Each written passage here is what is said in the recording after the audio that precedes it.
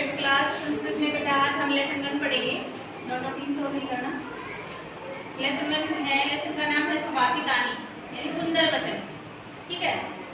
गुणात्मकेषु गुणा भवन्ति ते निर्गुणं प्राप्य भवन्ति दोषा।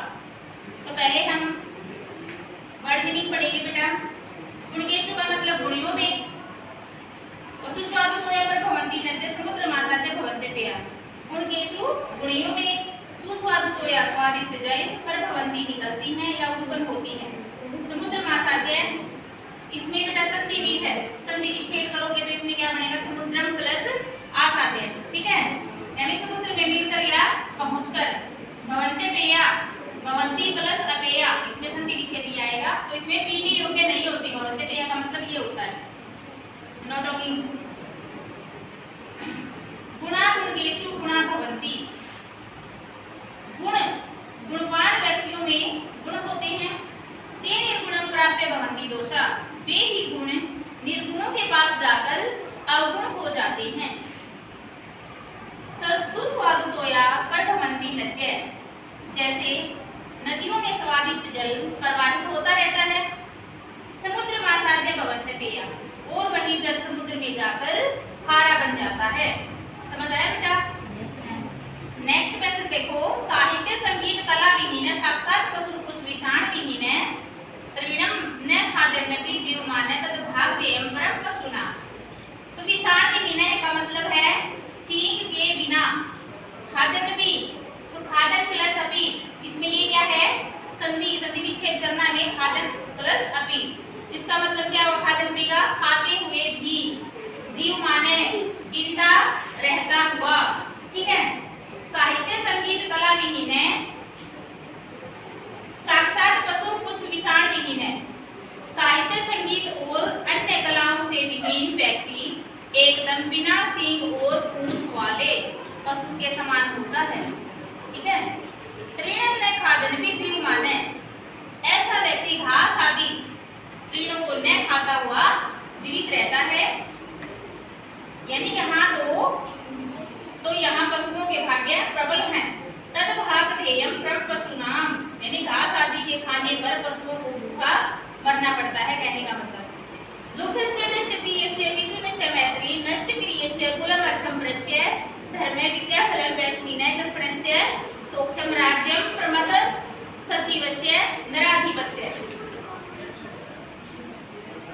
विषुनस्य का मतलब चुगली करने वाले की, वैस्मिन है बुरी लत वाले की, और नराधिपस्य है नर प्लस अधिपस्य। ये संधि विच्छेद हो गए इसमें। तो नराधिपस्य का मतलब राजा का या राजा के या राजा की। ठीक है बेटा। तो देखो लुब्धस्य, लुब्धस्य का मतलब होता है लोभी का। लुब्धस्य नश्यति यस्य विषुनस्य मैत्री, लोभी व्यक्ति का यश नष्ट हो जाता है। और चुगलखोर, विषुनस्य का मतलब क्या होता है, चुगलखोर, और चुगलखोर की मित्रता एवं निष्क्रिय का और नष्ट क्रिय से कुलमर्थम प्रश्य धर्म है, और बेरोजगार का कुल नष्ट हो जाता है। विद्याफल वैस्मिन कृपणस्य सौख्यम, केवल धन पर निर्भर करने वाले ये व्यक्ति का धर्म, बुरी लत वाले व्यक्ति की विद्या, राज्य प्रमद सचिवस्य नराधिपस्य, और लोभी का सुख तथा उन्मत्त मंत्री या पागल मंत्री, बोलो पागल मंत्री वाले राजा का राज्य नष्ट हो जाता है। समझ आ रहा बेटा? पीतवारसं कटुकं मधुरं समानं माधुर्यमेव जनियमेथ मधुमक्षिकासौ सत्स्थतयु संसजनं दुर्जनानां श्रुत्वा वचः मधुर सुत्रसं सृजन्ति। पहले हम इसमें वर्ड मीनिंग देखेंगे बेटा। जनियनम मधुमक्षिकासौ, यानी जनियेत प्लस मधुमक्षिका प्लस असौ। ठीक है। तो ये बन गई इसकी संधि विच्छेद कर दिया हमने। और इसका मतलब क्या हुआ, यह मधुमक्खी पैदा करती या निर्माण करती। संतस्थयु, संता प्लस तथा प्लस एव क्या बन गया, संतस्थयु, और इसका अर्थ क्या हुआ, वैसे ही सज्जन। सृजन्ति का मतलब होता है निर्माण करते हैं। ठीक है। तो पीतवारसं कटुकं मधुरं समानं माधुर्यमेव जनियमेव मधुमक्षिकासौ, जिस प्रकार मधुमक्खियां कड़वे रस को मीठे रस के समान पीकर मधुर शहद ही उत्पन्न करती हैं,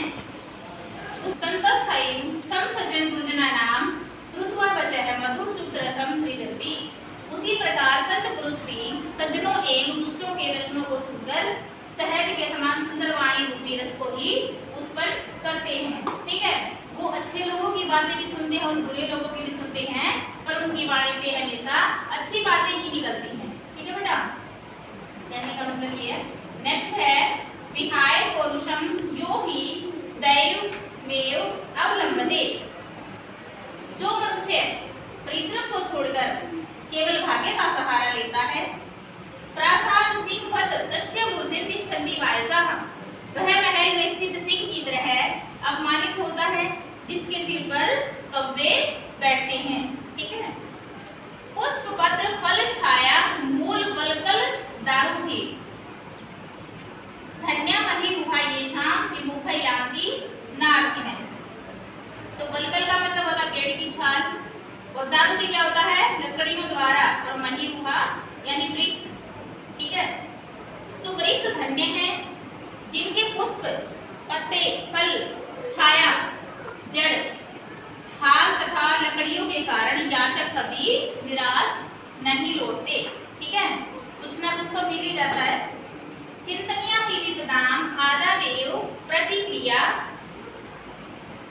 शत्रु यानी विपदाम का मतलब क्या होता है, विपत्तियों का। ठीक है, तो शत्रुओं में ही विपत्तियों का निवारण यानी रोकना सोच लेना चाहिए। न कूप खननम युक्तम प्रदीप्ते वहिन्ना गृहे। कूप खनन का मतलब होता है कुआं खोदना, और वहिन्ना का मतलब अग्नि द्वारा। ठीक है, अग्नि के द्वारा घर के जला दिए जाने पर कुआं खोदना उचित नहीं है। तो समझ आया बेटा ये? देखो बेटा, क्वेश्चन आंसर देखेंगे अभ्यास के पाठ में। क्वेश्चन नंबर 1 है पाठ में दत्तानाम पद्यानाम सस्वरम वाचनम कुरु। ठीक है, पाठ में दिए गए पदों को सस्वरम का गान करना है। ठीक है, उनको आप लोगों को कुछ वाणी याद करना, श्लोकों को। ठीक है बेटा, याद कर लेना।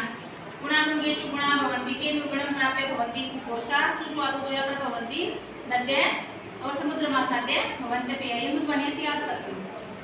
क्वेश्चन नंबर 2 है ना, श्लोकार्थ से सूदित स्थानानि पूर्यत। तो जो श्लोक दे रखे बेटा, श्लोकों की लाइन दे रखी हैं, और जो अधूरी रहती है वो लाइन कंप्लीट करनी है। ठीक है, तो समुद्र मासाद्य इसमें क्या आएगा, भवन्ते पेया। खालिस्तान बचा है मधुर सुक्त रस है रसम सृजन्ति, इसमें क्या आएगा, श्रुत्वा, श्रुत्वा बचा है। ठीक है, तत् भागतेयं खालिस्तान पशुनाम परम पशुनाम विद्याफलम खालिस्तान कृपणस्य सौख्यम, इसमें आएगा वैष्णिनः। पौरुषम विहाय ये खालिस्तान अवलंबते, इसमें आएगा दैवम। चिंतनिया ही विपदाम खालिस्तान प्रतिक्रिया, इसमें आएगा आदावेव। क्वेश्चन नंबर 3 है प्रश्न नाम उत्तराणी एक पदेन लिखत। प्रश्नों के उत्तर एक पद में लिखने बेटा। वैष्णिनः किम नश्यति, ठीक है, इसमें आएगा विद्या फलम। ठीक है, यानी बेरोजगार का क्या नष्ट हो जाता है, विद्या फल नष्ट हो जाता है। कश्य यस्य नश्यति, ठीक है, किसका यश नष्ट होता है, लोभी का होता है, तो इसमें दुग्धस्य।